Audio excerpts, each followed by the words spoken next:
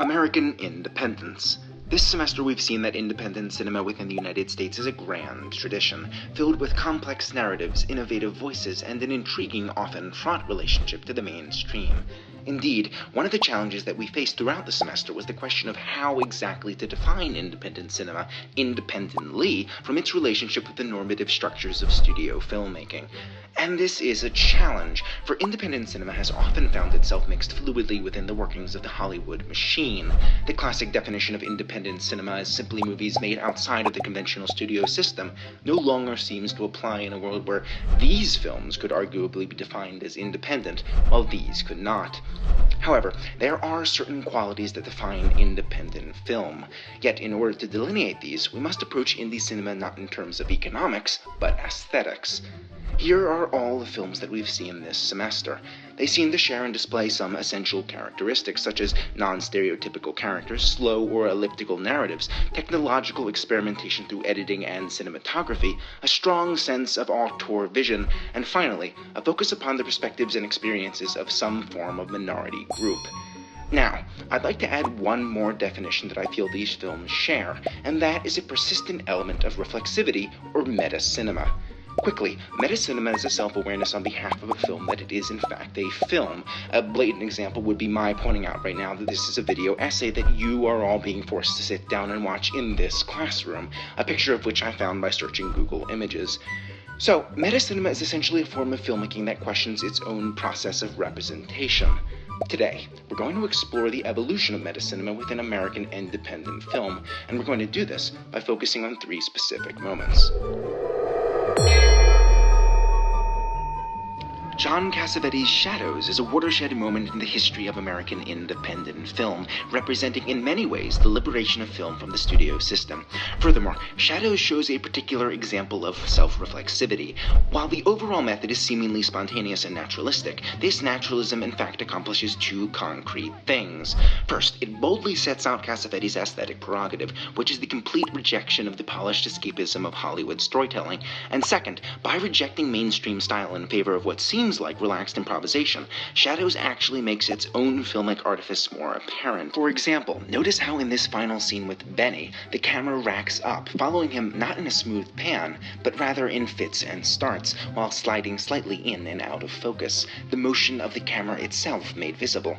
Furthermore, in Shadows, while Cassavetes strives for naturalism, he creates performances that are extraordinarily performative, like in this scene with Lelia. But instead, we're just two strangers. Lelia Goldoni is an accomplished character actress who's been working steadily since the 1950s, yet here her line readings are flat, her tone uninspired, and her face inanimate.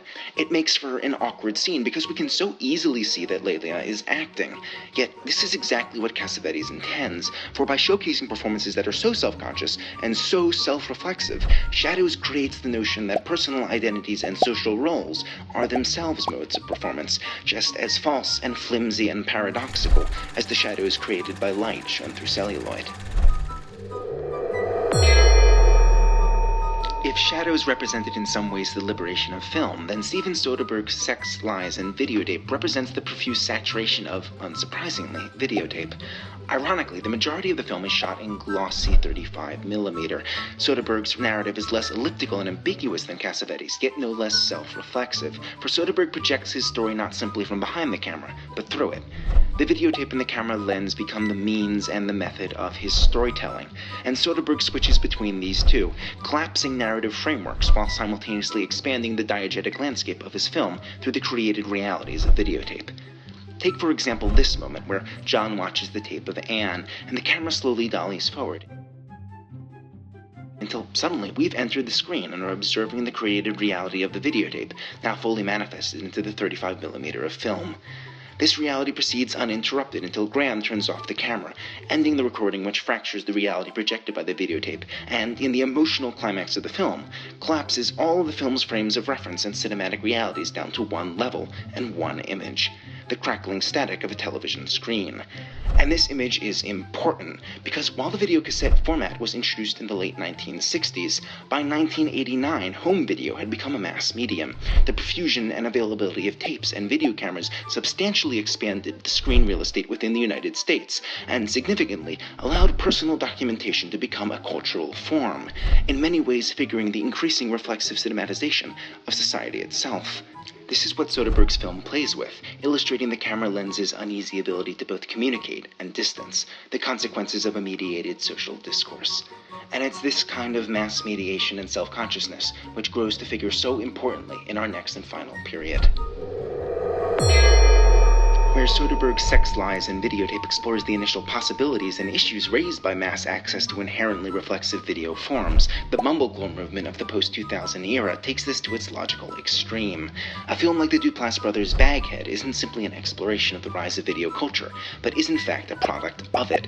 Shot on digital video, Baghead displays all of the characteristics of a mumblecore feature: lo-fi production values, naturalistic dialogue and performances, and an extraordinarily solipsistic narrative that focuses closely on the experiences of disaffected 20-somethings, to the exclusion of almost everything else. Additionally, with a plot that revolves around independent filmmakers attempting to make an independent film while unknowingly being filmed by an independent filmmaker, it is perhaps the most blatantly self-reflexive and metacinematic film that we've seen so far. And this might not be surprising, for with the emergence of the internet and social media and the increasing proliferation of smaller and smaller cameras in our computers and in our phones and in some cases in our glasses, our culture is currently more self-conscious and self-reflexive than it ever has been before. This brings us up to now, a time in which through technology, the distance between the camera and the screen has effectively been dissolved, and this may be the future. The first film shot entirely upon an iPhone premiered this year at Sundance and found theatrical distribution. And with this, the act of capturing an image has thus been collapsed upon the act of viewing it. Finally, while we may be more self-reflexive now than ever before, Metacinema is not a modern development. In fact, it stretches back all the way to the early years of cinema, and it may never have been done better or to a more startling effect than in the iconic opening of Dziga Vertov's 1929 film, The Man with the Movie Camera. Here, Vertov turns the camera upon itself, and Metacinema in many ways lets us do the same, allowing us to become spectators to our own spectatorship, and revealing the performances that compose our reality.